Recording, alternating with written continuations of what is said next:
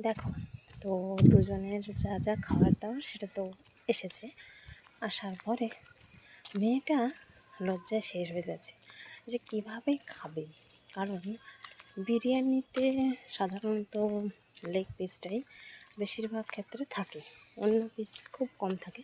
কেউ আবার নিজে থেকে চেয়ে নেয় যাতে লেগ পিস দেয়। এটা হচ্ছে কীভাবে খাবে ছেলেটার সামনে। ছেলেটা মেয়েটার মুখোমুখি বসেছে, পাশাপাশি বসতে চেয়েছিলো কিন্তু মেয়েটা লজ্জায় বসেনি। যাই হোক, তো মুখোমুখি বসাতে এটা একটা সুবিধা হয়েছে যে ছেলেটা হাঁ করে মুখের দিকে তাকিয়েছে মেয়েটার কথাবার্তার মাঝে। তবুও মোটামুটি সমস্ত লজ্জা, ঘৃণা, ভয় দিন থাকতে নয় এরকম ভেবে এটা তো খাচ্ছে মোটামুটি ধীরে সুস্থে। না, প্রথমে জিজ্ঞেস করছিলো হাত দিয়ে খাবে নাকি চামচ দিয়ে খাবে।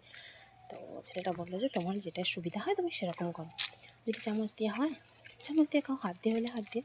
তো মেয়েটা স্বস্তি পেলো যে যাক কোনো সমস্যা নেই। তো খাওয়া দাওয়ার মাঝেও কিছু কথাবার্তা হতে থাকে ওদের।